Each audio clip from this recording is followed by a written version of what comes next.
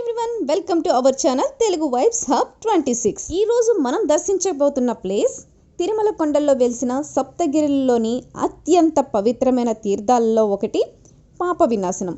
ఇది Tirumala main temple నుంచి అంటే శ్రీవారి ఆలయం నుంచి సుమారు 5 కిలోమీటర్ల దూరంలో ఉంది. పురాణ గాథ ప్రకారం ఈ పేరు వెనుక అర్థం పాప అంటే దోషాలు, వినాశనం అంటే నాశనం చేసేది.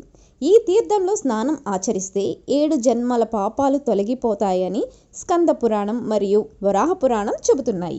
శ్రీవారి పాదాల నుంచి ఈ జలపాతం స్వామివారి పాదాల నుంచి ఉద్భవిస్తుందని భక్తుల నమ్మకం. ఇక్కడ నీరు ఏ కాలంలో అయినా ఎండిపోకుండా ప్రవహిస్తూనే ఉంటుంది. ఇంకా ఇక్కడ షాపింగ్కి అసలు టైమే సరిపోదండి. స్టార్టింగ్ దగ్గర నుంచి జలపాతం అంటే మనం పాప వినాశనంకి వెళ్ళేంత వరకు కూడా షాపింగ్ అనేది కంటిన్యూ ఉంటాయి అన్నమాట. షాప్స్ ఇక్కడ మనకి. సో మనం వెళ్తున్నాం, చూస్తున్నారు కదా. ఒక టర్నింగ్ తిరిగినా కానీ మళ్ళీ మనం ఆ పాప వినాశనం ప్లేస్కి వెళ్ళేంత వరకు కూడా పక్కనే షాప్స్ అనేది మనకు ఉంటాయి. షాపింగ్ చేసే వాళ్ళకి ఫుల్ టైం పాస్ అని చెప్పొచ్చు. ఇక్కడ వానరాలు అయితే అడుగడుక్కి దర్శనమిస్తాయి, చాలా ఉన్నాయి. ఎవరు ఏ ఫుడ్ ఇచ్చినా కూడా చక్కగా అరటిపండు కానివ్వండి, లేకపోతే కొబ్బరి చెప్పులు కానీ ఇట్లా ఎవరు ఏది ఇచ్చినా కూడా చక్కగా తింటూ ఉన్నాయి. కానీ ఎవరిని ఏమీ చేయట్లేదు. ఇక్కడ మరొక విశిష్టత ఏంటంటే కార్తీక మాసంలో ఆదివారం రోజున ఉత్తరా నక్షత్రం కలిసిన సమయంలో ఇక్కడ స్నానం చేయటం వల్ల అశ్వమేధ యజ్ఞం చేసినంత పుణ్యం లభిస్తుందని పురాణ ప్రవచనం.